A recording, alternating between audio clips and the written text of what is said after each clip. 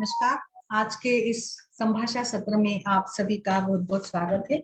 आज हम लोग डिस्कस करने वाले हैं गर्भिणी परिचर्या के अंतर्गत, जैसे कि गर्भावस्था में अलग अलग टाइप से जो भी व्याधि होते हैं और इन व्याधियों को हम लोग किस प्रकार से देख सकते हैं या इसके आयुर्वेदिक मैनेजमेंट क्या होगी।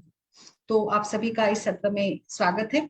सबसे पहले जैसे कि हम लोग कोई भी व्यक्ति में, कोई भी महिला में जब भी प्रेगनेंसी कंफर्म हो जाती है तो पहले महीने में यानी जस्ट 1.5 मंथ 2 मंथ सबसे पहला लक्षण जो गर्भिणी अवस्था में डेवलप हो जाता है वो है गर्भिणी छर्दी या गर्भिणी वमन। सबसे पहले कई बार तो आप लोगों ने पिक्चर्स में भी देखा होगा कि किसी को उल्टी आती है, कोई नई शादीशुदा महिला को अगर उल्टी आती है, कुछ एनोरेक्सिया, अरुचि और ऐसे लक्षण अगर दिखते हैं तो सभी घर वाले बड़े वाले बोलते हैं कि कुछ गुड न्यूज है। तो वो इतना सिग्निफिकेंट हो जाता है ना कि कोई न्यूली मैरिड अगर महिला है, वुमन है, और उसको कभी छर्दी या वोमिटिंग होने लग जाती है तो सभी को लगता है कि कुछ खुशी की बात है, कुछ गुड न्यूज है। तो इतना इसका कनेक्शन है, स्ट्रॉन्ग कनेक्शन है यहाँ पर छर्दी छर्दी का, गर्भिणी सर्दी व्याधि का। तो आज हम लोग डिस्कस करते हैं सबसे पहले, जैसे कि आप सभी की डिमांड थी कि गर्भिणी अवस्था में होने वाली व्याधियों में हम लोग आयुर्वेद किस प्रकार से उपयोग कर सकते हैं बहुत अच्छी तरीके से। देखिए, छर्दी या वोमिटिंग जो भी है, HCG यानी हार्मोनल लेवल बदल जाने के कारण ये सारे आमतौर पर लक्षण डेवलप हो जाते हैं। और HCG का लेवल बढ़ जाने के कारण ये गर्भिणी सर्दी डेवलप होती है। और जैसे हम लोग फॉलिक एसिड वगैरह देना स्टार्ट कर देते हो, धीरे धीरे अलग अलग पैटर्न इसमें देखा जाता है। कुछ लोगों में बांस नहीं सहन होती, कुछ लोगों को खाना बनाने की इच्छा नहीं होती, कुछ लोगों को खाने की इच्छा नहीं होती, कुछ महिलाओं में कुछ स्पेसिफिक घटना को लेकर, कुछ स्पेसिफिक चीजों को लेकर उसको स्मेल नहीं पसंद आता है और फिर सर्दी होती है। सर्दी होना इट डिपेंड्स अपॉन नॉर्मल भी है। और कुछ लोग हाइपरमेसिस ग्रेविडा का भी शिकार होते हैं जिनमें 9 महीने तक कंटिन्यू ये सर्दी चलती है। और वो ऐसा नहीं है कि सर्दी के साथ भी अच्छा चल सकता है गर्भ या गर्भिणी स्त्री में, लाइक वजन भी बढ़ सकता है with pregnancy, can be continued with सर्दी। ऐसा कुछ इसमें ये नहीं होता है कि सर्दी है तो कैसे होगा। बहुत सारी महिलाओं में लास्ट मोमेंट तक, लास्ट महीने तक सर्दी रहती है और वजन भी अच्छा बढ़ जाता है। अभी देखिए आयुर्वेद में क्या हम लोग दे सकते हैं। सबसे पहला तो रूटीन, और जो भी सर्दी के हेतु है, अभिष्ट और क्लिष्ट अन्नपान, विदग्ध अन्नपान, दिन में सोना, पित्त बढ़ने के जो भी सारे हेतु, इस सभी हेतुओं को वर्ज करेंगे। यहाँ पर ऐसे लगता है ना कि प्रेगनेंसी है तो आराम करना चाहिए, आराम करिएगा, पर उसका मतलब दिन में सोना ऐसा नहीं है। आप हल्के से लाइक मतलब आराम से बैठ सकते हैं। और यही आराम हम यहाँ पे सोना इसका मतलब नहीं कर सकते, मतलब क्योंकि कई बार ऐसे होता है ना कि दिन में दोपहर में सोते हैं तो सोने से पित्त बढ़ जाता है, पित्त का भी प्रकोप होता है, कफ का भी प्रकोप होता है। तो ये भी इसका एक हेतु बनता है। अर्ली मॉर्निंग सवेरे उठने के बाद कुछ ड्राई खाए। पित्त जब भी प्रकोपित होता है, अलग अलग पित्तम उष्णम तीक्ष्णम, पित्तम सस्ते हैं, उष्ण तीक्ष्ण लघु विस्तरम सरम द्रवम। तो कई बार पित्त उष्ण गुण से प्रकोपित होता है, कभी तीक्ष्ण गुण से प्रकोपित होता है, कभी द्रव गुण से प्रकोपित होता है।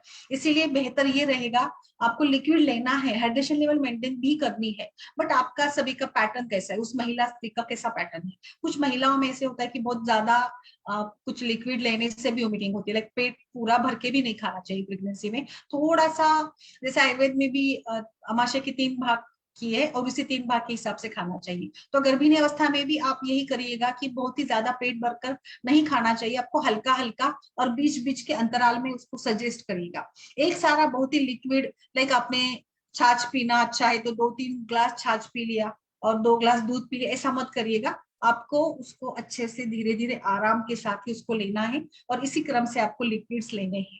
मेरा ये अनुभव है कि मुझे ये लगता है कि फर्स्ट टाइमेस्टर में लिक्विड भी जरूरी है।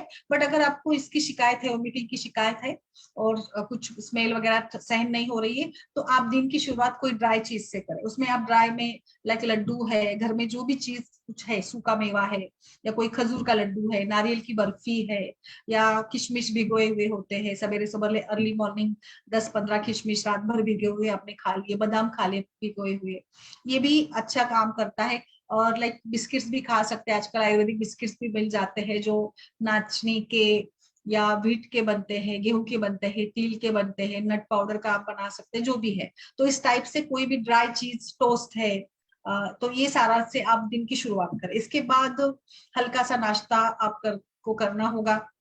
हल्के से नाश्ते में भी गर्म ही ताजा चीजें खाते हैं तो बेहतर रहता है।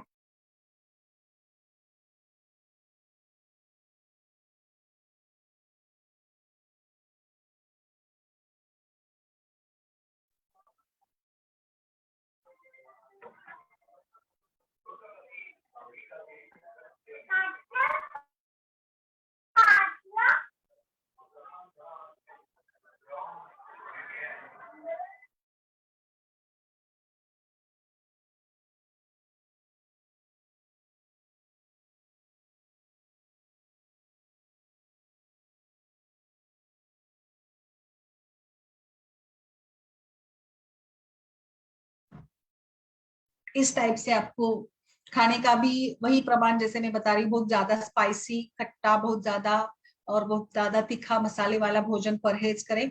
अभी ये तो दिनचर्या हो गई, आप सवेरे उठने के बाद प्राणायाम, अनुलोम विलोम भी अपना सकते हैं। तो मेरा कहने का मतलब है कि गर्भिणी सर्दी है तो ये थोड़ी सी छोटी छोटी चीजें, बातें जो है उसको आप ख्याल रखिएगा। और स्पेसिफिकली किसी खास चीज के साथ अगर आपको उल्टी होती है, छर्दी होती है, तो उसको थोड़े समय के लिए अवॉइड करें, भले वो कितने भी सेहतमंद हो, बट जैसे आप उसको थोड़े समय के लिए अवॉइड करेंगे और फिर आप उसको स्टार्ट कर सकते हैं। अभी मेडिसिन की बात हम लोग करेंगे। मेडिसिन में आपको जो प्रेगनेंसी में अगर पित्त का शमन या छर्दी अगर है तो उसके लिए एलादीवटी बेस्ट है। एलादीवटी को चूसने को दे सकते हैं हम लोग, एलादी चूर्ण दे सकते हैं हम लोग, अभिपत्ति का चूर्ण का भी प्रयोग कर सकते हैं। इवन सिंपल शुंठी सिद्ध जल या शुंठी का जो भी छोटा सा पीस होता है उसमें सेंधा नमक लगाकर अगर हम लोग देते हैं, वो भी काफी फायदेमंद या काफी आराम देने वाला हो सकता है। तो गर्भिणी सर्दी के लिए आप मुक्ता भस्म का प्रयोग कर सकते हैं, गुलकंद हम लोग इसमें दे सकते हैं, भुनिम्बादी कषाय भी दे सकते हैं, भुनिम्बादी का काढ़ा मिल जाता है वो हम लोग इसमें प्रयोग में कर सकते हैं। तो अभिपत्ति का चूर्ण, भुनिम्ब कषाय और एलादी एलादी चूर्ण, इन गुलकंद का प्रयोग करेंगे। इसमें तो कुछ पहले इसमें हम लोग सूत शेखर का भी प्रयोग कर सकते हैं।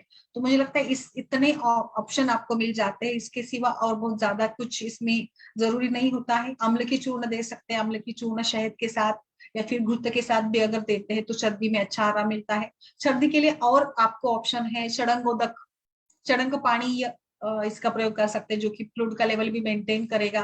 इसके साथ साथ आपको लाइक नींबू का शरबत है, क्यूमिन का हम लोग पानक बनाकर भी एडवाइस कर सकते हैं, थोड़ा थोड़ा 2-2 चम्मच। दाढ़ी मावले बहुत अच्छा काम करेगा, दाढ़ी घृत भी दे सकते हैं, घृत देते हैं तो अल्टीमेटली घृत भी शरीर में चला जाएगा तो पोषण के लिए भी फायदा होगा और फिर पित्त की भी शिकायत कम होगी, बिकॉज दाढ़ी में बेस्ट पित्त शमक है।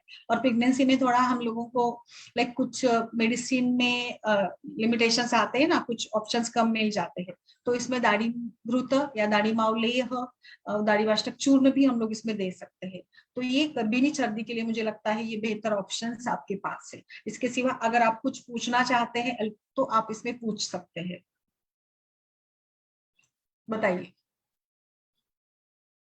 लता जी,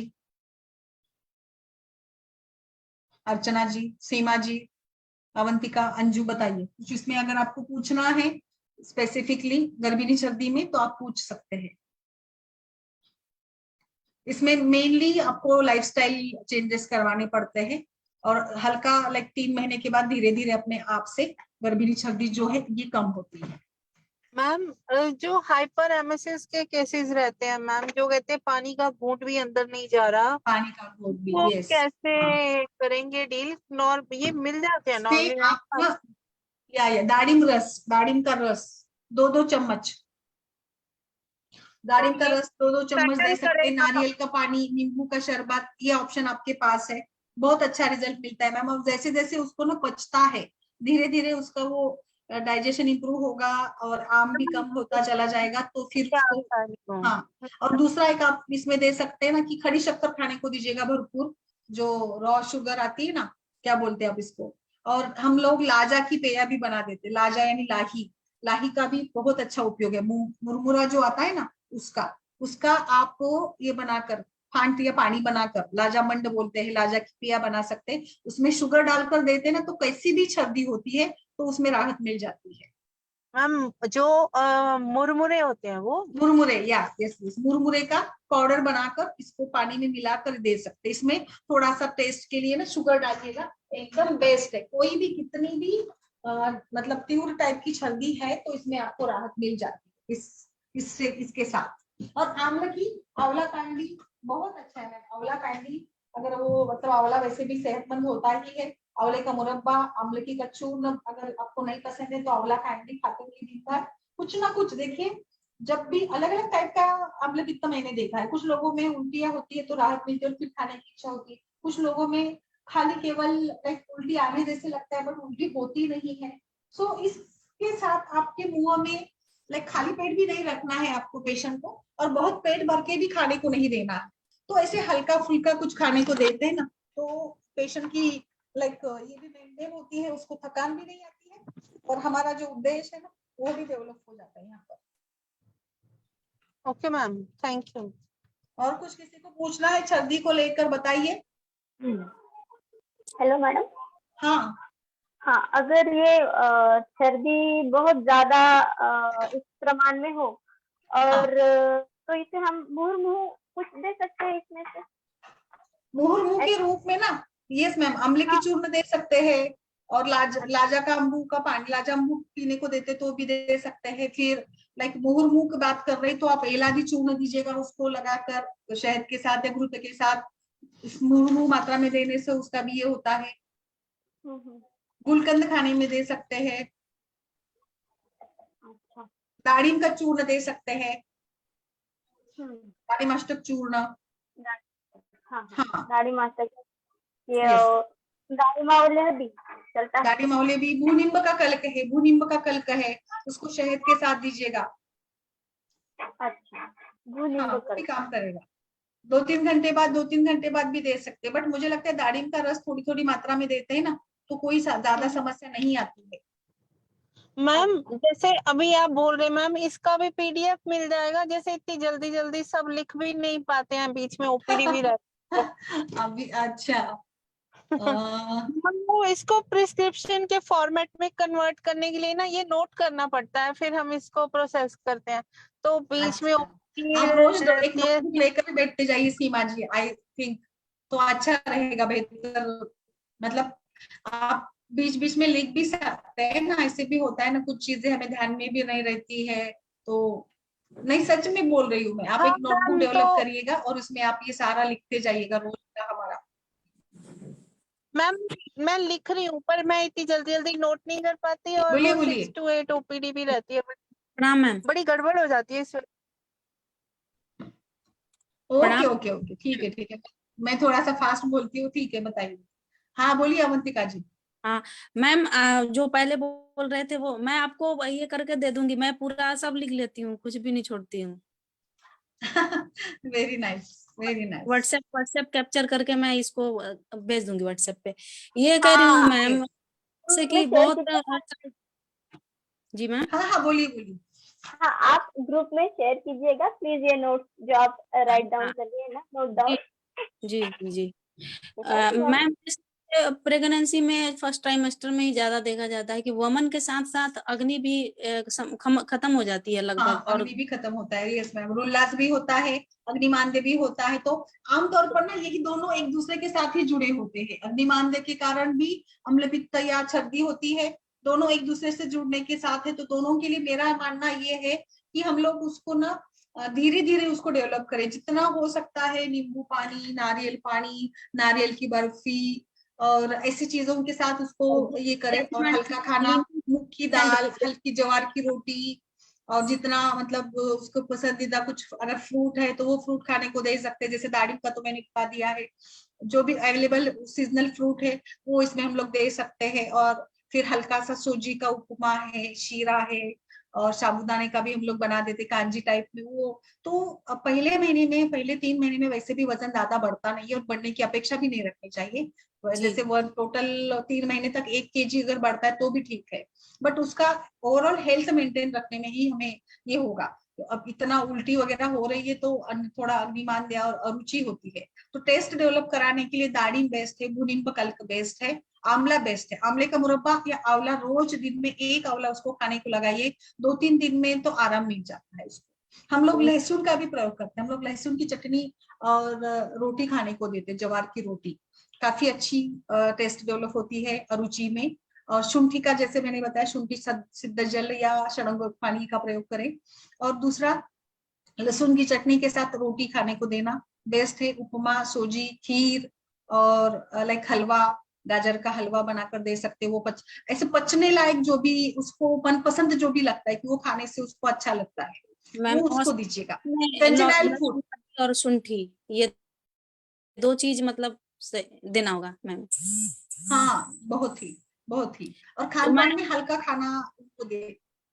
मेरे को शुरुआत से हाँ लगता था हाँ बोलिए बोलिए। मैडम आदि पित्त का प्रकोप करेगा।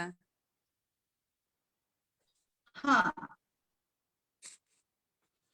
शुरुआत से मुझे कि लहसुन आदि जो है मैम, जैसे पित्त खुद ही बढ़ा हुआ रहता है, वमन कराते रहता है, तो नहीं, मुझे लहसुन आदि वटी वैसे तो ना तीक्ष्ण गुण की वगैरह है, बट लहसुन की जो कली हम लोग खाना बनाने में यूज करते हैं ना, उसको लेकर उसकी चटनी थोड़ा टेस्ट अरुचि के लिए अच्छी मानी गई है, हम लोग जी इसका मैम। यूज करते हैं। और फीकी दाल, जो उसको जी मतलब तीखी दाल नहीं, फीकी वाली दाल, सिंपल दाल को जी पका दिया और उसमें नमक डालकर उसको खाते हैं, वो भी टेस्ट डेवलप करने के लिए और हल्का खाना जो माना गया है ना, उसके लिए बहुत अच्छी मानी गई है। जी मैम, ये शास्त्रीय है, लेकिन मतलब जिनको नहीं नॉलेज है, मैं पहले सोचती थी कि ये प्रकोप करेगा। नहीं नहीं नहीं नहीं, थैंक प्रकोप यू यानी मैम। वो उष्ण गुण का है, बट ओवरऑल ये बेनिफिशियल होता है, इसमें जी कोई जी दिक्कत मैम। तो मुझे तो कभी नहीं लगी, और आराम नहीं से पेशेंट का टेस्ट डेवलप हो जाता है। बोलिए, और किसी को कुछ आगे बढ़े, हम लोग आगे दूसरे डिसीज की तरफ चले। चलिए, गर्भिणी में जैसे हम लोग देख रहे हैं ना कि आमतौर पर पहले महीने में तो सर्दी देखी जाती है, और कुछ दूसरा हम लोग बात करते हैं, जैसे सभी का भी डिमांड रहता है, आप भी हमेशा पूछते हैं, तो कॉन्स्टिपेशन के बारे में बात करते हैं। मलावष्ठ, मलावष्ठंभ बहुत ही आम समस्या है, बट कई बार ये दिक्कत भी होती है। मुझे लगता है कब जब हम लोग गर्भ संस्कार सीखते हैं और उसके बाद हम लोग काउंसल करते हैं पेशेंट को, अगर आपको लगे प्री कंसेप्शन के दौरान कि पेशेंट में कॉन्स्टिपेशन है, तो काफी अच्छा कॉन्स्टिपेशन, क्रॉनिक कॉन्स्टिपेशन अगर है, तो मुझे लगता है उस प्री कंसेप्शन में हम लोग बस्ती करवाते हैं ना, तो कोई दिक्कत नहीं आती। बट जैसे अभी डॉक्टर मैडम ने कहा था, विजयलक्ष्मी जी ने, कि पेशेंट डायरेक्ट कंसीव होने के बाद, तो कोई दिक्कत नहीं। और अगर पेशेंट को ऑलरेडी पहले से थोड़ा सा कॉन्स्टिपेशन है, तो क्या करना चाहिए, और अगर प्रेगनेंसी में कॉन्स्टिपेशन, अनाह, अत्मो, अटमान, अटूप जैसे लक्षण या गैसेस, अपचन हो, तो क्या करना चाहिए, इस सभी के बारे में हम लोग बात करते हैं। सबसे पहले तो प्रेगनेंसी में अभी तक का तो जो भी रूटीन था उसको छोड़ दीजिएगा, प्रेगनेंसी में एक रूटीन सा बना दीजिएगा, और उस आपके खाने में थोड़े से मसालों का प्रयोग, मसाले कौन से प्रयोग में लाएंगे हम लोग, जो कि शीत गुण वाले हैं, जैसे कि क्यूमीन है ना, या फिर मुस्ता है, तो लाइक थोड़ा सा अजवाइन भी हम लोग यूज कर सकते हैं, हींगू का यूज कर सकते हैं, थोड़े से नॉर्मल से थोड़े ज्यादा मसालों का प्रयोग इसमें करें, इलायची है और केसर है। मसालों का प्रयोग करने से टेस्ट डेवलप होगी, and this all spices are very much digestive, ये दीपक भी है और पाचन का भी कार्य करते हैं, तो मसाले थोड़े बढ़ा देने से पाचन में मदद भी मिल जाएगी और गैसेस वगैरह नहीं होगी। जैसे कि हिंगू के बारे में आप सभी जानते हैं, हिंगू बेस्ट लाइक शूल प्रशमन करने में आता है, पेट दर्द के लिए वगैरह हम लोग हिंगू यूज करते हैं। तो खाने में अगर थोड़ा हिंगू का मात्रा बढ़ा दे, धनिया पाउडर बढ़ा दे, क्यूमीन का पाउडर डाल दे खाना बनाते समय, तो ऑलरेडी आपको इतना ज्यादा समस्या नहीं आएगा कॉन्स्टिपेशन की। कॉन्स्टिपेशन में 2-3 प्रकार से काम किया जाता है, एक तो मल को पतला बना देना, या फिर मल को प्रवाहन में लगा देना, या जो वहां पे मसल का कॉन्स्ट्रिक्ट हो गई ना, उस मसल का स्पाज्म कम करा देना। तो ऐसे 2-3 प्रकार के ड्रग आती है। मेरे हिसाब से जैसे एलोपैथी डॉक्टर तो क्रिमाफिन वगैरह देते हैं, हम लोगों को कोई ऐसे डेली रूटीन यूज के लिए हम, मुझे लगता है कि हम लोग कोई इसमें ये नहीं करेंगे, लाइक कोई मेडिसिन के साथ इसको नहीं ये करेंगे, तो अभिपत्ति का चूर्ण अच्छा काम करता है। फिर कुछ अगर लगे आपको कि बहुत ही भारी कॉन्स्टिपेशन है, मेरे हिसाब से प्रेगनेंसी में मुझे तो लगता है कि आहार विहार से ही हम लोग कॉन्स्टिपेशन को डील करें, ना कोई ज्यादा हेवी मेडिसिन दे। इसमें मेडिसिन देने से अच्छा है आप पानक, शरबत, कल्पना, पानी की मात्रा, बटर मिल्क, छाछ, दही, ऐसे जो भी पदार्थ है, because they are good probiotic, probiotic develop करते हैं। दही खाना, छाछ खाना, ये भी दीपन पाचन का काम करता है। और फिर जैसे अभिपत्ति का चूर्ण है, हिंगवाष्टक चूर्ण है, बहुत ही ज्यादा लगे कि नहीं बहुत ही बिल्कुल दिक्कत लग रही है, तो कभी पहले कुछ टाइम स्तर में हम लोग गंधर्व हरित की चूर्ण दे सकते हैं, बट कंटिन्यू नहीं करना है आपको, 3 या 5 दिन का हम लोग देते हैं। फिर थोड़ा सा हल्का सा कभी जैसे एरंड का तेल है, एरंड का तेल तो रोटी में मिलाकर आधा चम्मच वगैरह डालिएगा, वो कभी कभी इंडिकेटेड रहेगा, बट थोड़ा हल्का ही प्रयोग करें, बिकॉज अनुलोमन बहुत ज्यादा नहीं करना है। फिर रात को सोते समय दूध, और दूध में घृत डालकर उसको पीने को दें। गुलकंद खिलवाइएगा, गुलकंद मल को पतला भी बना देता है और पित्त का शमन करेगा, टेस्ट डेवलप करता है। गुलकंद से वजन बढ़ने में मदद मिलती है, गुलकंद से दिमाग शांत होता है, मधुर रस का है तो नींद भी अच्छी आने में मदद मिलती है गुलकंद, अगर आप लोग एडवाइस करते हैं तो। फिर इसमें खजूर, खजूर भी अच्छा है, खजूर आप इसे गीले खजूर यानी जो ड्राई खजूर आते हैं वो, या फिर लाइक जो गीले भी आते हैं, दोनों का भी प्रयोग कर सकते हैं। खजूर का प्रयोग मुझे लगता है हम भिगो कर अगर करते हैं या उसका मंथ बनाकर अगर करते हैं तो बेहतर रहता है, पेट साफ करने के लिए ये अच्छा होता है। इसके साथ अनाज का प्रयोग जब भी करते हैं तो अनाज में भी छिलके वाले अनाजों का प्रयोग करना, जो जिसमें फाइबर है उसका प्रयोग करें। जो भी आप रोटी बनाने के लिए आटा लेते हैं उसमें उसको ना बिना छाने ले, उसके कवरेज के साथ ले, वो अच्छा फाइबरेज रफेज डाइट वाला होता है। जो भी आप केला, केला बेस्ट है, तो वैसे भी केला तो प्रेगनेंसी में इंडिकेटेड ही होता है, प्रेगनेंसी में केला खा भी सकते हैं। केला, अमरूद खाइए, अमरूद बहुत अच्छा पेट को साफ कराने के लिए, मात्रा बढ़ाने के लिए, मल की मात्रा को बढ़ाने के लिए अच्छा काम करता है। सीजन के हिसाब से खाइएगा, जो भी अवेलेबल है, अगर सीजन वाइज अमरूद अवेलेबल हो तो उसको खाइएगा। जामुन जैसे फल है वो भी पुरुष संग्रहणीय माने गए हैं, तो वो भी हम लोग इसमें एडवाइस कर सकते हैं। फिर केला हो गया, ये हो गया। फिर इसमें लाइक हम जैसे कुछ खान पान के बदलाव के साथ साथ नींबू का शरबत है, इसका भी प्रयोग हम लोग कर सकते हैं, या पानक जो मैं बार बार बता रही हूँ, इन सभी का प्रयोग करने से भी कॉन्स्टिपेशन में थोड़ी राहत मिलेगी। दूसरा है मुनक्का, काले मुनक्के, खास करके काले मुनक्के को भिगो कर रात में 10-15 मुनक्के लीजिएगा, उसको भिगो कर सवेरे उठने के बाद स्मैश करके पानी के साथ साथ उसको पी लीजिएगा। ये भी अच्छे से पेट साफ करने में मदद करते हैं और पोषण का भी कार्य करते हैं। ऐसे ही आप फिग, अंजीर, अंजीर का भी प्रयोग कर सकते हैं। अंजीर को भी अंजीर की मात्रा 1 से 2 होगी। 2 अंजीर आपने रात में भिगो दे और सवेरे उसको स्मैश करके मतलब पी लीजिएगा। ये सारी बातें ही मेरे हिसाब से तो कॉन्स्टिपेशन के लिए, मलावष्टंभक के लिए हम लोग घरेलू उपयोग के साथ ही चलेंगे तो बेहतर रहेगा। और एक मुझे बात बतानी है कि कॉन्स्टिपेशन अगर है तो आप एक बार जाकर आपका मन नहीं भरता या दूसरे बार जाने की इच्छा होती है तो 1-2 बार जाने में कोई दिक्कत नहीं है स्टूल पास करने के लिए। बट एक बार बैठ के प्रवाहन मत करिएगा, बिकॉज प्रवाहन करना ठीक नहीं होता है प्रेगनेंसी केस में। इसके साथ आप 1-2 बार जाते हैं तो कोई भी दिक्कत नहीं आती है। फिर दूसरा, अगर आपको चाहिए कोई मेडिसिन के रूप में तो वरुणादि कषाय मैं सजेस्ट करूंगी, और वरुणादि कषाय का भी हमें रिजल्ट मिल जाएगा। फिर जैसे मैंने हिंगवाष्टक चूर्ण है, उसको भी हम लोग ले सकते हैं, जो दीपन पाचक भी करेगा और मल के लिए भी। इसमें मलावरोध के लिए थोड़ा हम लोग टब बात अवगाहन कर सकते हैं, और हल्का सा जो संवाहन टाइप का है, अभ्यंग टाइप का है, हल्का सा तेल लगा सकते हैं एब्डोमेन के ऊपर, जो अदमान अटोपे और गैस कम कराने के लिए भी मदद कर सकता है। और यही सारा तो मेरे हिसाब से कॉन्स्टिपेशन के लिए बेहतर रहता है। बाकी बहुत भारी कोई मेडिसिन नहीं दे तो ही बेहतर रहेगा। बताइए, आप बताइए, आपको क्या इसमें कुछ पूछना है या एड ऑन करना है तो यू कैन। मैम, जिनको घृत नहीं पचता हो या घृत कब से लेना चाहिए, जैसे मलावष्टंभ के भी केस में, चाहे स्नेहन बना रहे, जो जिनका ड्राइनेस है मैम, बॉडी ग्रुप में, तो हमेशा के लिए कभी भी ले सकते हैं, ग्रुप तो हमेशा अच्छा है। और डाइजेस्ट ना हो तो मैडम उसमें कुछ क्या होता संस्कार है जैसे डाइजेस्ट ना हो, मतलब क्या होता है बताइए। घृत लेने के बाद और मलावष्टंभ बढ़ जाए। ऐसा मैम नहीं स्टूल्स होना चाहिए चिपचिपे मैम, आते ऐसे हैं मैम, क्यों? कई बार स्टूल्स चिपचिपे आते हैं, फिर कई बार पचता नहीं है तो। अच्छा जी। अच्छा अग्नि मान रहे तो वो घृत दिया तो और स्टूल्स चिपचिपे हो गए तो और हाँ प्रॉब्लम हो जाती है। अच्छा, तो आप मतलब आपको ये पूछना है कि फिर हम लोग कब ले।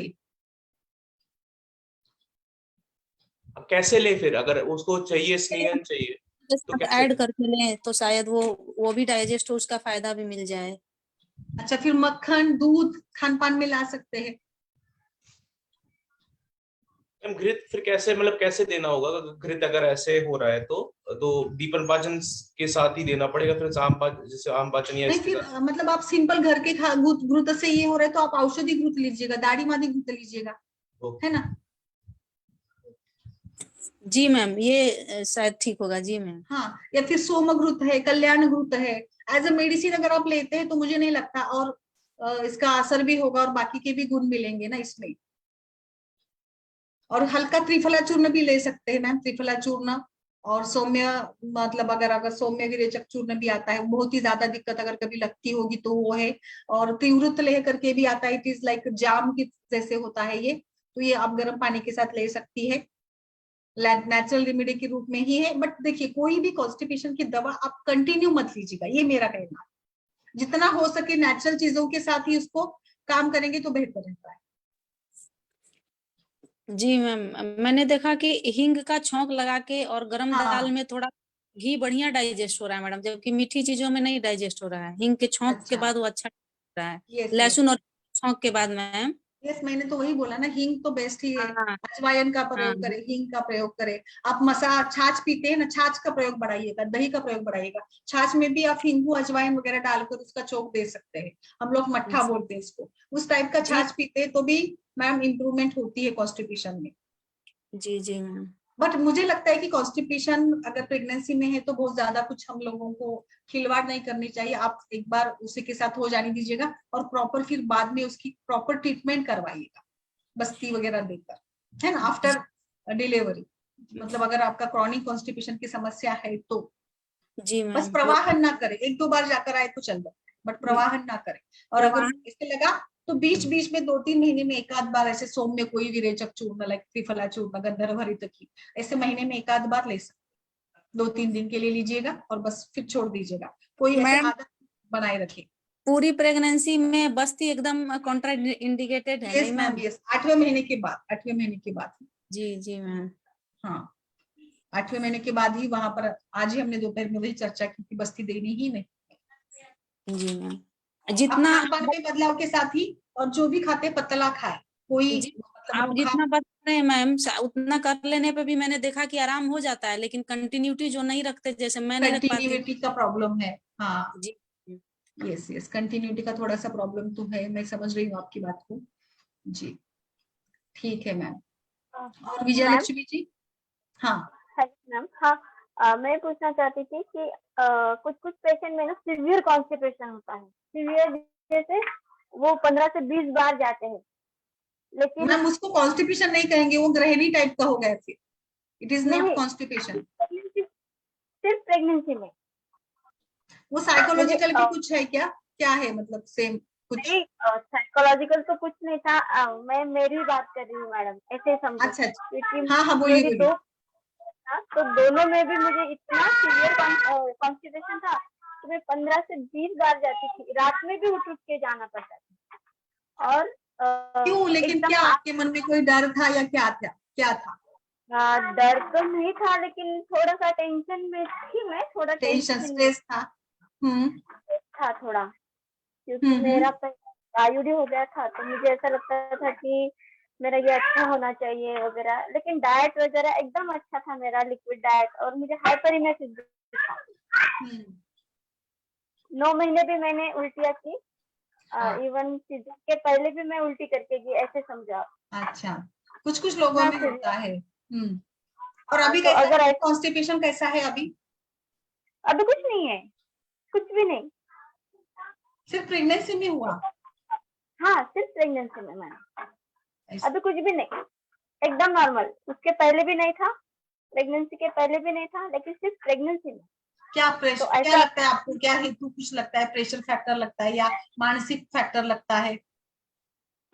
अब मानसिक बोल, बाकी तो डाइट का वगैरह कुछ प्रॉब्लम नहीं था, हम्म। मानसिक का थोड़ा सा था, लेकिन उसका इतना हो सकता है। या फिर ऐसा कोई पेशेंट आए तो फिर मैं उनको क्या सजेस्ट करूँ, या फिर हम उनको क्या दे सकते हैं, ऐसा मुझे पूछना था। एक तो क्योंकि सबसे पहले सीवियर हो, काउंसलिंग, काउंसलिंग, डाइट चेंजेस, और कुछ मुझे लगता है यहाँ पे सारस्वतारिष्ट या ब्राह्मी बट्टी भी देते हैं, तो थोड़ा मानसिक लेवल पर भी काम होगा इसमें, हाँ हाँ तो उस टाइप से भी। और मुझे तो मैम ऐसे तो नहीं होना चाहिए, मैं तो लाइक 15-20 बार जाना, और प्रेशर हाँ। फैक्टर इतना और ज्यादा। हाँ, वो मैं अब किसी को आपने बताऊँ? आदत लगवा ली थी क्या खुद से, या कंपल्सिव डिसऑर्डर कुछ ऐसे था, ऑब्सेसिव कंपल्सिव टाइप का कुछ था आपने? नहीं मैडम, कुछ भी नहीं, एकदम नॉर्मल। लेकिन जब जब से प्रेगनेंसी समझो 1 मंथ अब हो गई, समझो समझ गया हम्म कि यूपीटी पॉजिटिव है, हम्म। तो बस शुरू हो गया समझो, धीरे धीरे धीरे धीरे नहीं मैम, फिर। ये तो स्ट्रेस इंड्यूस्ड ही है फिर, it is purely stress induced. I don't think इसमें कुछ था, क्योंकि बाद में नॉर्मल हो गया तो it is like obsessive compulsive. आपने हाँ, 1-2 दिन ऐसे किया, अब गए तो आपको अच्छा लगा, या पता नहीं क्या आपके मतलब ये था कि कंप्लीट नहीं हो रहा है, स्टूल अच्छे से पास नहीं हो रहा है, तो फिर से जाए करते करते आप दिन में 10-15 बार जाने लगी। एक दिन हो गया, फिर दूसरे दिन भी वही सिलसिला चालू रहा, और फिर ये सिलसिला कंटिन्यू हुआ। It is a type of obsessive compulsive, don't take it otherwise, but I think. अच्छा, ऐसा होगा। लेकिन जैसे इतना मेरा ये नहीं था कुछ, बाकी मेरी एक्सरसाइज शुरू थी, मेरा खाना पीना, लिक्विड वगैरह, आराम, सब कुछ एकदम अच्छे से था। बट लेकिन ये बताइए मैम, सच में, सॉरी फॉर द, मतलब ये पूछना जरूरी था, सच में स्टूल पास होता था या फिर लाइक आप लाइक? मैडम सच में होता था, लेकिन क्वांटिटी इतनी नहीं थी, बस थोड़ा सा हो गया और बस हो गया। अच्छा, वही क्या? वही। हाँ, तो ऐसे इसका ऐसे मतलब कंप्लीट एक बार आपका स्टूल पास नहीं होता था, इसीलिए कहीं ना कहीं मलाशय में मल रहता था, तो आपको वहां एकदम पर हार्ड। फिर से जाने की। So ma'am, it is a type of गृहिणी या कुछ ऐसे कंपल्सिव ही होगा वो, जो हाँ, आपकी और गृहिणी फिर की दृष्टि ही होगी, वो जो गृहिणी मल को कभी बद्ध बना देती है, पतला बना देती है, और चिंता, ये भी उसका हेतु है, गृहिणी का हेतु होता है ये चिंता तो। हाँ हाँ, अच्छा ऐसे हुआ था। और फिर उसके बाद मुझे वो फिशर भी हुआ था आफ्टर डिलीवरी। अच्छा, वो प्रवाहन के हाँ, कारण, प्रवाहन हेतु था, तो बिल्कुल। तो वो ऐसे अगर कॉम्प्लिकेटेड केस आए ऐसे, तो हम उनको क्या दे, ऐसे मुझे पूछना था। मैं समझ रही हूँ। मैं, मतलब मुझे तो लगता है ना, इसमें काउंसलिंग करवानी होगी आपको अच्छे से, और फिर कुछ हाँ, सारा सतारिष्ट ब्राह्मणी वटी देंगे तो उसको नींद वगैरह भी अच्छे से आएगी। तो दिन में उसको क्या करेगा मैम, एक और इसमें ये तरीका होता है ना, जैसे मैं ऑब्सेसिव कंपल्सिव की केसेस को भी मैंने देखा था, तो उसमें भी मैंने वही काउंसलिंग किया था कि आप अपने मन में इतना बिठा दो कि नहीं, जाना ही नहीं है। तो आप क्या करिएगा, जैसे आप 10-15 बार की बात करें ना, आप तो दिन में 2-3 बार के ऊपर लाइक, तो धीरे धीरे धीरे उनका टाइम शेड्यूल कम करिएगा। क्या वो सोच के रखिए कि नहीं, मुझे दिन में 2 बार जाना है, बस उस 2 बार में मुझे खत्म ही करना है। ये बहुत, ये habit, it is like toilet training. आप अपने शरीर को कैसे ट्रेन करते हो, अपने कोठा या कोष्ठ को कैसे ट्रेन करते हैं, उसके हिसाब से वो रिस्पॉन्स देता है। तो आप वहां पे अच्छा। खुद के ऑर्डर दे दो, आज्ञा दे दो आपके आप कोष्ठ को, पक्वाशय को, कि नहीं 2 बार ही जाना है। जैसे ऑब्सेसिव कंपल्सिव में हम लोग वही काउंसिल के हिसाब से करवाते हैं। तो आप पेशेंट में भी वही बताओ, उनको ट्रेनिंग देने को बताओ। कुछ थोड़ा हम लोग इसमें एक बार स्टूल को इकट्ठा करने के लिए दाढ़ी माउले या दाढ़ी मास्टक चूर्ण के जैसे कुछ दे सकते हैं इसमें, जो कि मल को बांध देते हैं और मल एक साथ ही निकल जाएगा। ऐसे भी सोच सकते हैं, इसमें गुलकंद भी दे सकते हैं, तो इसके साथ तो हो जाता है। मैम आप जो फर्स्ट में बोले ना कि ये स्ट्रेस फैक्टर की वजह से होता है, तो मैडम खुद में, मतलब खुद में कॉन्स्टिपेशन और ये जो है बार बार संग्रहणी की तरह जो स्थिति है, मैं 2-3 अपने निजी लोगों में मैंने देखा कि उनकी लाइफ स्टाइल इतनी मतलब बुरी तरीके की, इतनी बदतर है कि जिसके स्ट्रेस के ही कारण, सिर्फ स्ट्रेस के ही कारण जब वो गुस्सा में आते हैं तो उनको बार बार टॉयलेट जाना होता है, बार बार वॉशरूम जाना होता है। मैम, टॉयलेट की समस्या मैंने भी कई सारे लोगों में से देखी है। आप जो बोल रहे हैं ना, वो एक लाइन वही मेन फैक्टर है जो मैम पूछ रहे हैं। मैं उनको यही कहना चाहूंगी कि वो ब्रेन पे ही काम करना है, वो स्ट्रेस फैक्टर पे ही मेन काम करना है 80%। यस मैंने यस, एकदम सही सामने बोल से रहे हैं। देखा है मैडम, खुद पे मेरे पे भी गुजर रहा मैंने है भी देखे कॉन्स्टिपेशन बहुत का सारे। केस जो है। जी, हम्म। यस, दोनों या केस में मैम, यस, constipation मधुघृत वगैरह भी दे सकती है, शंख भस्म, दशमूलारिष्ट, संजीवनी वटी, प्रवाल पिष्टी, ये भी दे सकते हैं। प्रवाल पिष्टी, अष्टमधिघृत, इसमें आप दाड़िमघृत भी ऐड करवाइएगा, बिल्कुल ये भी चलता है। ग्रहणी दृष्टि और ऑब्सेसिव कंपल्सिव डिसऑर्डर के लिए ये भी बेस्ट ऑप्शन रहेगा। ओके, और कुछ इसमें? विजया लक्ष्मी जी, आपका कुछ अनुभव? अंजू, अर्चना, सीमा जी, ओके, फिर आगे बढ़े। कॉन्स्टिपेशन का हो गया हो तो Lata ji, are you getting? और बीच बीच में मैम कभी आप लोग ऐसे लगे तो हिंगवाष्टक चूर्ण या तीव्र लेह से थोड़ा सा उनको अनुलोमन करवाते रहिएगा। अच्छा, ठीक है, हाँ मैम, ठीक है, थैंक यू। ओके, चलिए फिर आगे बढ़ते हैं। अभी आगे जैसे कॉन्स्टिपेशन एक समस्या है, कभी कभार बीच बीच में बुखार आ जाता है, गर्भिणी ज्वर। गर्भिणी ज्वर में अगर नया ज्वर है तो कभी भी स्नेहन नहीं करना है। यहाँ पर भी हमें हल्का सा लंघन करना होगा। ऐसा नहीं है कि गर्भिणी है तो लंघन नहीं करना है, गर्भिणी है तो क्या हुआ, ज्वर तो है तो आम तो है, अग्निमांद्य तो है, तो सामान्य ज्वर की चिकित्सा जो आचार्य चरक ने बताई उसी की तरह से हमें चलना होगा। और ज्वर के हेतु देखिएगा, मानसिक है या भूताभिसंगज है, जो भी, क्योंकि कई बारी घर की महिलाएं, जो बड़ी महिलाएं वो भी बोलती कि कुछ बाहर का है, भूताभिसंगज वगैरह है, तो वहां पे जो जो वो बताते हैं ना, वो सारा भी हमें करना चाहिए। ज्वर के लिए मुझे, मेरे हिसाब से तो शणक पानी या शुंठी सिद्ध जल बेस्ट है। टेम्परेचर बहुत ज्यादा है तो हम लाइक यहाँ पर कुछ गुरुची वटी और लाइक गुरुची घनवटी भी दे सकते हैं। गुरुची घनवटी के तो काफी अच्छे रिजल्ट है। संशमनी वटी दे सकते हैं आप। यहाँ पर बुखार को कम कराने के लिए संशमनी वटी का बेहतर हमें ये मिल जाता है। इसमें बुखार के साथ बहुत ही ज्यादा अगर पेन या कुछ हेडेक वगैरह के जैसे लक्षण है तो भूनिम्बादी कषाय दे सकते हैं। इसमें दशमूलारिष्ट भी हम लोग दे सकते हैं। तो ओवरऑल ज्वर की चिकित्सा में गुड़ुची, संचमनी, वटी यही बेस्ट ऑप्शन रहते हैं। इसका आप जैसे तुलसी का काढ़ा है घर में बनाते हैं, शुंठी का काढ़ा है, गिलोय सत्व टैबलेट मिल जाती है, गिलोय सत्व है, गुड़ुची है, उसका हम लोग यहाँ पे उपयोग कर सकते हैं। और लाइक जीरक आद्यारिष्ट है, गुड़ जीरक है। तो ओवरऑल जो अरुचि, शिरशूल और बुखार है, और बुखार कम करने के लिए जो स्पॉन्जिंग वगैरह कराते हैं, उसमें आप उशीर का चूर्ण, खस का चूर्ण ये भी डालकर उसके साथ, उस पानी के साथ हम लोग अगर करवाते हैं, तो जो एक पित्तश टाइप का ज्वर है और बार बार पसीना आना और लाइक बर्निंग सेंसेशन वगैरह जो अगर है, तो इसके लिए भी आराम अच्छे से मिल जाता है। और बहुत ही आपको इन्फेक्शियस टाइप का लगे तो 3 दिन का सूक्ष्म त्रिफला भी हम लोग इसमें दे सकते हैं। तो मेरे हिसाब से संचमनी वटी, तुलसी का काढ़ा, तुलसी की टैबलेट, गुड़ुची सत्व, गिलोय सत्व, इन सभी के साथ ही हम लोग अगर काम कर सकते हैं, जीरकाद्यारिष्ट, गुड़ जीरकादि योग, ऐसे ही योगों के साथ हम लोग काम करते हैं, तो बुखार में काफी अच्छे से राहत मिल जाती है। बुखार के साथ बाकी अगर कुछ खांसी वगैरह भी है, सर्दी वगैरह है, तो सितोब्लादी चूर्ण बहुत अच्छा है। उसमें कंठ सुधार वटी मिल जाती, वो भी दे सकते हैं। सितोप्लादी चूर्ण, यष्टि मधु चूर्ण बेस्ट है। सर्दी खांसी के लिए बहुत ज्यादा कुछ नहीं, हम लोग तो सितोप्लादी चूर्ण, वासाव लेह दे सकते हैं। इसमें बकुल अरिष्ट आता है, वो भी दे सकते हैं। बकुल का अगर ड्राई टाइप की सूखी खांसी है तो बकुल बहुत अच्छा काम करता है ना, वातज कास के इसमें बकुल का अच्छा रोल माना गया है। We can go with also Kantakari Avaleha हम लोग दे सकते हैं। अवलेह टाइप के जो भी है वो काफी अच्छे से गर्भिणी अवस्था के लिए इंडिकेटेड होते हैं, जो लाइक टेस्ट में भी है, it is like jam like भी है। गर्भिणी में कोई उसके साथ अरुचि या ऐसे भी नहीं होता है, तो ये आराम से चल भी जाते हैं ऐसे।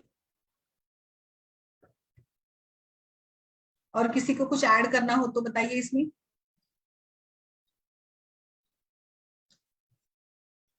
Yes, ma'am ma'am?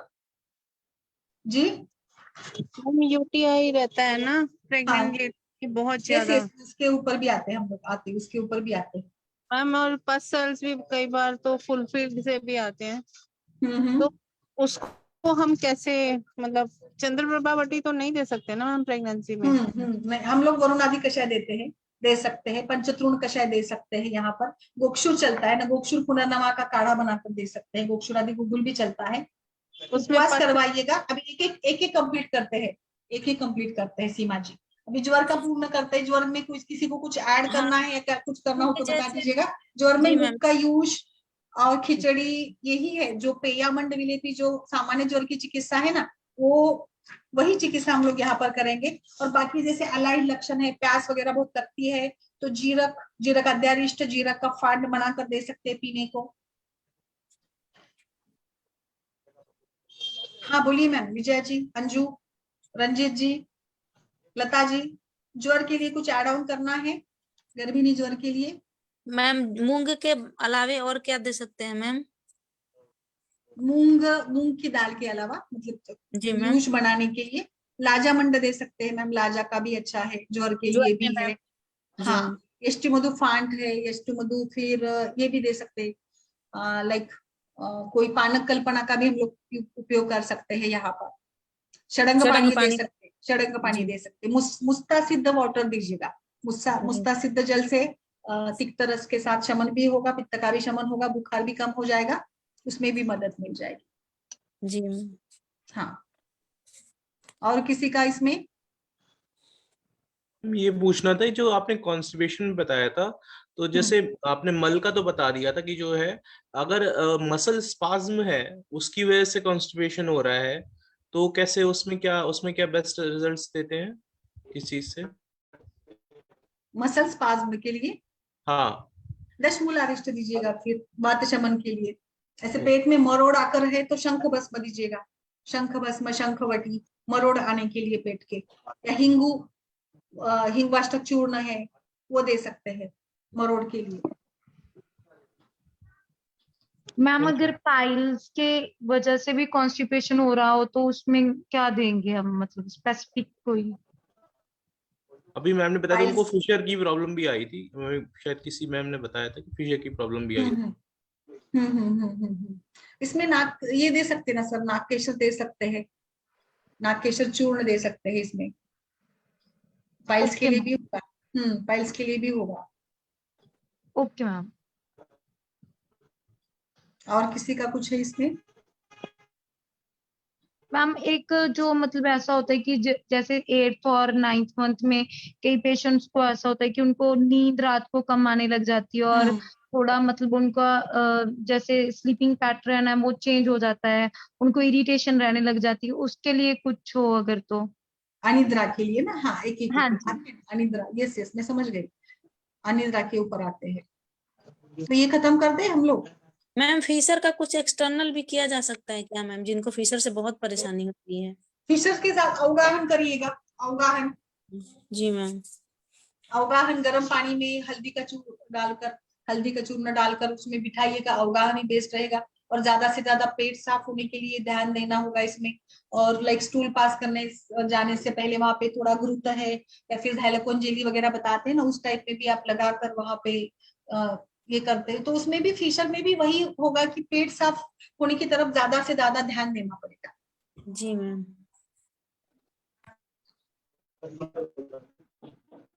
आगे बढ़े अभी। अनिद्रा का बताऊं, फिर अनिद्रा का बताऊं नींद आने के लिए। मैम देखिए, जैसे अभी हम लोग बात कर रहे थे ना कि मन की स्थिति, तो अनिद्रा में भी तो मन अशांत है, मन का रजोगुण बढ़ गया है, तो कहीं ना कहीं सात्विक आहार, जो पूरी गर्भिणी परिचर्या में सात्विक आहार को लेकर बताया गया है, उन सभी को फॉलो करना होगा। प्रॉपर लाइफस्टाइल, स्ट्रेस फैक्टर को रिड्यूस करना, और पादाभ्यंग बेस्ट रहता है। अनिद्रा अगर है तो रोज रात को डेली सोते समय कोई भी घर में जो भी नारियल तेल है, तिल तेल है, वात शमन करने वाला कोई भी तेल है, तो उसके साथ अभ्यंग करवाइएगा, पादाभ्यंग। उसमें आप प्रेशर के हिसाब से भी कर सकते हैं, जो प्रेशर पॉइंट्स होते हैं उसको हल्का सा अभ्यंग।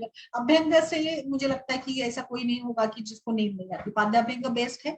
ठीक है, नेक्स्ट निद्रा का जो भी पैटर्न है उसका, लाइक वातज, पित्तज और कफज व्यक्ति में, प्रकृति में, महिला में अलग अलग टाइप का पैटर्न होता है।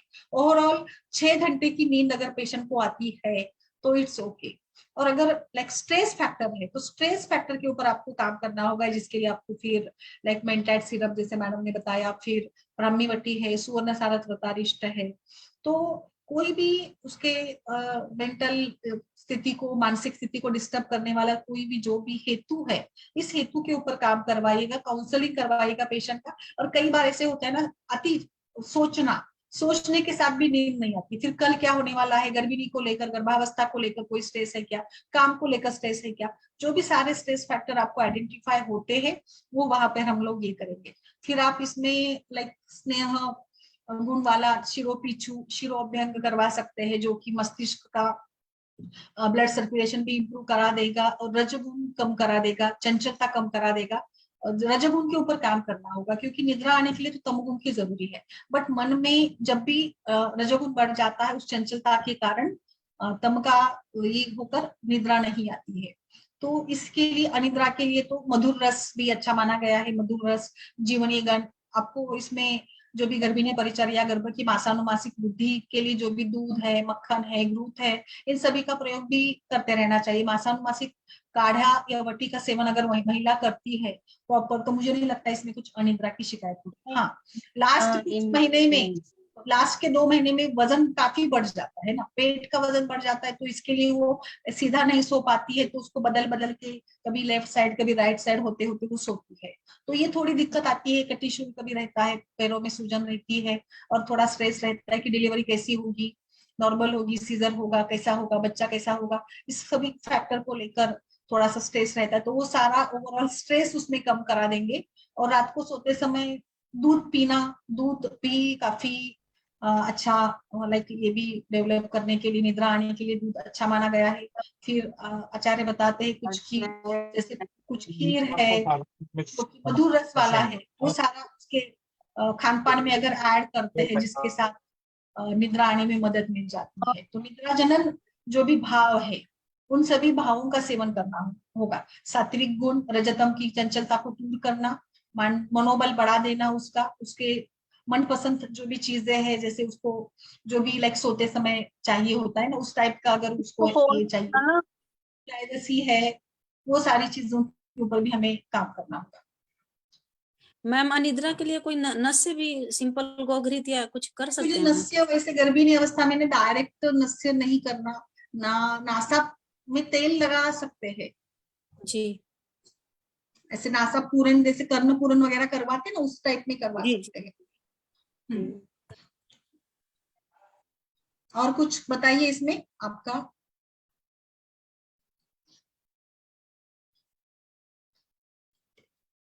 यस,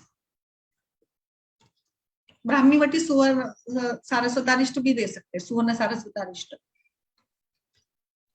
मैम आपने सोमघृत भी बताया था। सोमघृत भी है। घृत तो वैसे भी खाने में तो घृत का प्रयोग होना ही चाहिए, बिल्कुल होना चाहिए। कफ कफ कर आहार व्यय थोड़ा सा बढ़ा दीजिएगा, और वातज हेतु जो भी है वो कम करवाइएगा। इसमें एक थोड़ा सा जो द्राक्षा मुनुक्का का मैंने जैसे बताया ना, मुनुक्का का प्रयोग भी कर सकते हैं, द्राक्षावलेह भी ले सकते हैं। द्राक्षा थोड़े मधुर रस वाले है ना। और फिर शतावरी अश्वगंधा का आप कृपा कल्पना से दूध बनाकर वो भी दीजिएगा, वो भी काफी अच्छा है। और अनिद्रा में या ये भी देखिए ना, हाइपरटेंशन या कोई ऐसे एंजाइटी वाला कुछ है क्या, उसके मनपसंद खाना भी ये करिएगा। अगर दिन में सोती है क्या पेशेंट, वो भी देखिएगा। दिन में सोती है तो रात में भी नींद नहीं आती, तो दिन का सोना भी बंद करवा दीजिएगा। प्राणायाम करिएगा हल्का सा। अश्वगंधा शतावरी, और लगे तो आपके सिद्ध दूध में, अश्वगंधा शतावरी के दूध में क्षीरपान में जटामांसी भी यूज करिएगा, जो कि जटामांसी मानसिक लेवल पर और लाइक आयुर्वेद में उसको anti depressive and sedative type का बताया है ना, सेडेटिव है ये, न्यूरोट्रांसमीटर्स के ऊपर भी काम करती है। तो you can add jatamansi, add कर सकते हैं इसमें। अश्वगंधा शतावरी जटामांसी ब्राह्मी, इसका आप बनाइए, बिकॉज ब्राह्मी ब्रेन टॉनिक है। और ब्राह्मी की भी चाय बनती है, ब्राह्मी का भी शरबत बनता है, वो भी दिया जा सकता है जो बेड टाइम पे, बिकॉज ये मेंटल लेवल पर जाकर काम करेगा। ठीक है, और कुछ इसमें मैम ये जो चार आपने बताए हैं, शतावरी, सुखकर जो भी रिलैक्सेशन, और चाय, मैम चाय कॉफी बंद करवाइएगा। चाय कॉफी पीती है क्या रात को सोते समय, वो ज्यादा स्क्रीन टाइम कम करिएगा। आवाज की डिस्टर्बेंस आ रही है बहुत ज्यादा, स्क्रीन टाइम कम करवा दीजिएगा। आशा मैम शायद कुछ बोलना चाह रही है, उनकी आवाज डिस्टर्ब। आशा जी बोलिए।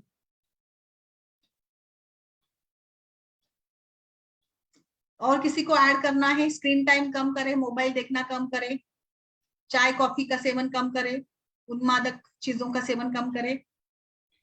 मैम ये जो आपने चार चीजें बताई, शतावरी, अश्वगंधा, ब्राह्मणी और जटामासी, ये क्या दूध के अलावा भी किसी चीज से पानी में भी कर सकते हैं क्या इसका? सर अश्वगंधा शतावरी पानी में देने से कुछ फायदा नहीं ना, वैसे तो उस दूध के साथ ही देते तो फायदा अच्छा होगा ना, क्योंकि दूध भी तो नींद लाने के लिए मधुर रस के साथ काम करेगा ना। सो ये मुझे लगता है कि बेटर रहेगा पानी में, तो फिर आप जटामांसी और ब्राह्मणी का चूर्ण पानी में दीजिएगा।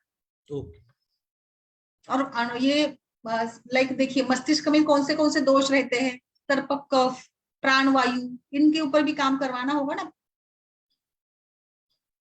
संवाहन बेस्ड है। मैम गौमूत्र का अर्क दिया जा सकता है क्या इस प्रेगनेंसी में? नहीं, मेरे हिसाब से तो नहीं, क्योंकि उष्ण गुण का है, तो ऐसे डायरेक्ट तो कोई उल्लेख नहीं है, बट जैसे इसका जो है शतावरी या ब्राह्मणी का अर्क आता है एक्चुअली में रेडीमेड गौमूत्र अर्क में, एक्चुअली में इसका आता है शतावरी और इसका ब्राह्मणी का, तो नहीं वो तो मैंने कभी वो ऐसे इसमें गर्भिणी में कभी यूज नहीं करवाया। और किसी को कुछ बोलना है तो प्लीज, या फिर हम लोग कंटिन्यू करें आगे। यस, आगे बढ़े। एक और डिसीज कवर करते हैं आज की इसमें, लाइक हाइपरटेंशन का आप पूछ रहे थे ना दोपहर में, हाइपरटेंशन कवर कर, या किसी का कुछ केस है तो बताइए अवंतिका जी। मैम हाइपरटेंशन ही हो पाएगा, वरना यूनिवैपथ पे ज्यादा टाइम लग जाएगा। नहीं ठीक है ना, हाइपरटेंशन नहीं, हम लोग कल भी डिस्कस करेंगे ना सेकंड पार्ट में, इसलिए हाइपरटेंशन मुझे लगता है आप सभी जानते हैं, नॉर्मल जो एक हमारा ब्लड प्रेशर होता है जो मेंटेन होता है। एज फैक्टर को भी दीजिएगा, एल्डरली अगर है प्रेगनेंसी तो हाइपरटेंशन के चांसेस बढ़ जाते हैं, और कोई भी प्रेगनेंसी हो बट मॉनिटर तो करना है वाइटल्स। इसमें हिस्ट्री है क्या प्रीक्लैम्सिया की, आयुर्वेद में इसको गर्भजन्य विषमयता के रूप से जाना गया है, जिसमें हाइपरटेंशन या फिर लाइक कुछ ग्लोबुलिन लेवल वगैरह, प्रोटीन की मात्रा बढ़ जाना वगैरह, ये सारा आता है। हाइपरटेंशन में मुख्य रूप से स्ट्रेस या मेंटल लेवल के है फैक्टर्स होते हैं, या फिर कार्डियक प्रॉब्लम्स, लाइक हमारा हार्ट अच्छे से कंट्रोल नहीं कर पाता है और जिसके साथ ब्लड का वॉल्यूम, हाइपरटेंशन थोड़ा हो रहना, यानी थोड़ा सा ब्लड प्रेशर बढ़ना, ये नॉर्मल भी है प्रेगनेंसी में due to the increased blood volume. तो हिस्ट्री देखिएगा पेशेंट की, और अचानक से बीपी बढ़ जाता है या बीपी अगर है पेशेंट में थोड़ा सा, तो मुझे लगता है इसमें सबसे पहले तो diet restrictions, lifestyle changes, modifications, Anulom Vilom, pranayama, Sheetali pranayama, इन सभी का प्रयोग करते करते रिडक्ट करिएगा। सोडियम इंटेक को आपको रिडक्ट करना होगा, वो काफी लाभदायी हो जाता है। जो भी फैक्टर्स है, स्ट्रेस फैक्टर्स है, ट्रेवलिंग है जॉब के लिए, तो थोड़ा सा उसको आरामदायी ही उसका ये होना चाहिए। उसके साथ तो मतलब ये बहुत ही ज्यादा जरूरी बन जाता है, हम लोग मेडिसिन के ऊपर ज्यादा ये होते हैं, बट बाकी सारे चेंजेस भी हमें लाइफस्टाइल के चेंजेस भी करवाने होंगे इसमें। और एक लाइक प्रेगनेंसी इंड्यूस्ड हाइपरटेंशन है तो आपको रूटीनली सारे टेस्ट करवाइएगा, यूरिन वगैरह, और पेशेंट का फंक्शन, लीवर फंक्शन टेस्ट करवाइएगा, ब्लड शुगर करवाइएगा एक बार, ब्लड ग्रुप जो रूटीनली हम लोग सारे कराते हैं ना, इसमें SGOT, SGPT वगैरह भी करवाइएगा, यूरिया, यूरिक एसिड को भी देखिएगा। तो ओवरऑल हमारे पास सारे रिपोर्ट्स होने चाहिए जब पेशेंट में ब्लड प्रेशर बढ़ जाता है, तो क्योंकि ये सारा एक दूसरे के साथ रिलेटेड रहता है। अभी थेरापेटिक हम लोग क्या सोच सकते हैं इसमें, जैसे प्रेगनेंसी है तो देखिए कहीं ना कहीं कुछ पोषण तो हमें करते रहना चाहिए। पोषण के लिए हम लोगों को यहाँ पर फिर से अश्वगंधा, यष्टि मधु, विदारीकंद, इनका क्षीरपाक बनाकर हम लोग इसको दे सकते हैं, या लाइक दूध के साथ पाउडर के रूप में भी इसको दे सकते हैं। अश्वगंधा, यष्टि मधु जो पोषण करेगा और पोषण के साथ भी अग्नि के ऊपर भी काम करेगा, और जो भी दोष की मॉर्बिडिटी है उसके लिए भी ये काम करने वाला होता है, इसके लिए आपको ये भी देना चाहिए। फिर थोड़ा देखिए, कोई भी रक्तदाब, ब्लड प्रेशर बढ़ गया है, रक्त बढ़ गया है, तो पित्त का इसमें सहचर्य होता ही है। रक्त पित्त का आश्रय संबंध देखते हुए हम लोगों को पित्त की शमन की चिकित्सा भी करनी है। इसमें आप अभिपत्ति का चूर्ण या लाइक एलादीवटी है, फिर पित्तांतक चूर्ण है, या कपर्दिक भस्म है, इन सभी को मिलाकर भी आप दे सकते हैं। इसमें और एक मुझे मेरे हिसाब से जो अच्छा काम करता है प्रेगनेंसी में भी इसको देना चाहिए, वो है फलग्रुत। फलग्रुत दीजिएगा डेली दूध के साथ पीने को इसको। फिर जैसे हम लोग वसंत मालती कल्प का यूज करते हैं, तो स्वर्ण मालती वसंत इसमें अच्छा काम करेगा। आपको पुनर्नवा गोक्षुर का काढ़ा या चूर्ण गर्म पानी के साथ भी इसमें इंडिकेटेड है, वो भी चलता है, जो कि एक डायबिटिक्स हम लोग यूज करते हैं ना, तो डायबिटिक के रूप में ये काम करेगा, तो इसीलिए मुझे लगता है ये भी हम लोगों के लिए फायदेमंद होता है। दूसरा मैं हमेशा जो बताती हूँ उसमें गोक्षुर और जटामांसी और धमासा। जटामांसी जो कि शिरोविरेचीय में भी है, जैसे मैंने अभी जटामांसी का एक्सप्लेनेशन दिया था, वो नींद को एनहांस करेगा, it is a brain tonic. और गोक्षुर, धमासा और जटामांसी, इनका आप 3-3 ग्राम या 5-5 ग्राम ऐसे बनाकर चूर्ण गर्म पानी के साथ इसको या फांड के रूप में इसका प्रयोग कर सकते हैं। दूसरा, प्रेगनेंसी में या हमेशा से यूज किए जाने वाला जो हिमालय का मेंटैट सिरप आता है वो भी चलता है। इसमें सर्पगंधा घनवटी भी दी जा सकती है। हम लोग अगर सर्पगंधा घनवटी नहीं देना चाहते तो ब्राह्मी, अर्जुन, गुरुची, जटामांसी, इन सभी को समान मात्रा में लेकर इसका चूर्ण या कषाय बनाकर दे सकते हैं। सर्पगंधा भी आप इसमें ऐड ऑन कर सकते हैं। सो गोक्षुर, धमासा, जटामांसी, अर्जुन, गुरुची का कषाय, ये ओवरऑल आपको हाइपोटेंसिव, कार्डियक टॉनिक के लिए, और विरेचन जो भी टॉक्सिन्स बढ़ गए हैं जिसके चलते ब्लड की ऊपर मतलब आर्टरीज के ऊपर प्रेशर बढ़ गया है, जो भी फैक्टर्स वहां पर है, धमनी प्रतिचय जिसको कहते हैं, धमनी ना कहीं जाकर कुछ फैट वगैरह जम गया है, इसको डाइल्यूट करने के लिए, इसका लेखन करवाने के लिए पेशेंट में डायबिटिक्स या एंटी इंफ्लेमेटरी टाइप के ड्रग्स देने होते हैं। तो इन सभी में ये सारे जो मैं बता रही हूँ, अर्जुन, गुरुची, पुनर्नवा, गोक्षुर, ये बेस्ट काम करते हैं। इवन टॉक्सिमिक कंडीशंस में भी ये काफी अच्छे से रिजल्ट देने वाले हैं। फिर आपको इसमें योग वगैरह का भी सहारा लेना पड़ेगा, लाइक इसमें आप शीतली प्राणायाम है, अनुलोम विलोम करवा सकते हैं, इसमें बहुत ही लाभदायी होता है। पादाभ्यंग करवाइएगा, स्ट्रेस फैक्टर को रिड्यूस करिएगा, और पोषण की तरफ भी ध्यान दीजिएगा। इसमें पोषण भी उतनी ही मात्रा में होना भी जरूरी रहता है। तो ओवरऑल पित्त शमन, वातज पित्तज, वातज हेतु का प्रकोप या वातज जो भी हेतु आपको मिले उसको कम करवाइएगा। इसमें एक और मुझे लगता है द्राक्षा का भी हम लोग यूज कर सकते हैं, द्राक्षा, अम्लकी दोनों का भी है। द्राक्षावली यह दे सकते हैं, द्राक्षारिष्ट दे सकते हैं, या फिर द्राक्षा या मुनक्का भिगो कर खाने को दीजिएगा। साल्ट की मात्रा को कम करवाइएगा। अम्ल की चूर्ण वेल आमलकी का चूर्ण भी दे सकते हैं, आमलकी चूर्ण के तो सभी अच्छे रिजल्ट मिल जाते हैं। यष्टि मधु घृत पान करवाइएगा, यष्टि मधु चूर्ण भी दे सकते हैं। तो ओवरऑल इस टाइप से जो भी हाइपरटेंशन इंड्यूस्ड है उसमें आप काम कर सकते हैं। रेस्ट और मॉनिटर करते रहना चाहिए। ओवरऑल प्रेगनेंसी के थ्रू हाइपरटेंशन को मॉनिटर करते रहिए, मतलब बीपी देखते रहिएगा। और जहां पे भी आपको कुछ रिस्क लगती है, कई बार तो डॉक्टर भी सलाह दे जाते हैं कि कुछ हाइपरटेंशन की हिस्ट्री है तो फिर सीजर वगैरह, नॉर्मल डिलीवरी और प्रेशर फैक्टर जो भी है उसके कम करवाने में ही अच्छा रहता है, या कम करवाना ही जरूरी होता है इसमें। ओके, और कुछ इसमें बताइए। कार्डियक टॉनिक, कार्डियक हृदय और मस्तिष्क दोनों का कार्य सुधारने के ऊपर काम करना होगा। फांट, कषाय, काढ़ा यही बेस्ट रहेगा। मैम एक मेरी रिलेटिव थी, मैं छोटा था तब उनको प्रेगनेंसी हुई थी। तो होता क्या था कि उनके यहाँ थोड़ी सास ससुर जो थोड़े से काफी ज्यादा बहुत ही टफ टाइप के थे। तो वो जैसे कभी कभी डांट जब उनको पड़ती थी तो होता क्या था, वो ये बताती हैं अब कि उनको बीपी हाई भी हो जाता था, लो भी, मतलब हाई लेवल वाला हाई हो जाता था, लो वाला लो हो जाता था, जैसे कोई डांट रहा है, कोई चिल्ला रहा है, इस तरह से रहता था, ये चीज हो जाती थी। अच्छा, तो साइको थोड़ा सा होता है ये सर, थोड़ा स्ट्रेस फैक्टर, कोई चिल्लाता है तो बीपी बढ़ जाता है, कुछ मतलब उनका हाई वाला हाई हो जाता था, लो वाला लो हो जाता था, अच्छा, ऐसा ऊपर वाला यानी सिस्टोलिक बढ़ जाता था और डायस्टोलिक वाला लो हो जाता था, ऐसा? हाँ ये सब। अच्छा, एक्चुअली सर दोनों में भी लाइक ना, हाइपरटेंशन में तो ये, बट लो बीपी भी थोड़ा डेंजर ही होता है, उसमें भी आराम करवाना, फ्लूइड बैलेंस मेंटेन करवाना, सलाइन लगवाना, फिर लाइक ORS का घोल है, पर शरबत, पानी, वो सारा कुछ देकर ही उसको ब्लड वॉल्यूम को बढ़ाकर, फ्लूइड वॉल्यूम को बढ़ाकर हाइपोटेंशन को हम लोग काम कर सकते हैं।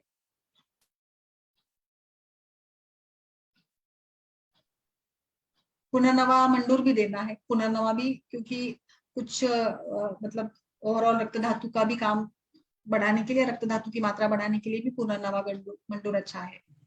पुनर्नवा रिष्ट, मैम इसमें संगीत और कोई हाँ। विशेष मंत्र मंत्र भी बहुत अच्छा काम करता है मैडम, अकेले में करता है संगीत भी। मैम, ये तो साइकोजेनिक, थोड़ा सा साइकोलॉजिकल लेवल पर भी इसमें सभी में सोचना पड़ता है ना, काउंसलिंग करवाना, जो भी डर है मन से उसको निकाल देना, उसका माहौल चेंज करवाना, प्लेस चेंज करवाना, बहुत सारी बातें हैं इसमें भी ना। हाइपरटेंशन में लाइक अगर ससुराल में है तो मायके को भेज देना, उसके मनपसंद खान पान, उसके मनपसंद व्यक्ति के साथ उसका संपर्क बढ़ा देना, सारी बातें इसमें आती ही है, क्योंकि स्ट्रेस ओवरऑल होता ही है ना, हाइपरटेंशन जो भी है उसमें। एक ही वातावरण की वजह से ही वो हाँ हाइपरटेंशन बिल्कुल, होता है, घर का टेंशन होता है। वातावरण कई बार ऐसे होता है ना कि माहौल भी चेंज कर दिया, प्लेस चेंज कर दिया, कहीं घूमने चले गए तो भी काम बन जाता है उसमें भी। अच्छा, शिगरू कषाय, ओके ओके मैम, वासावले भी ठीक है, यस।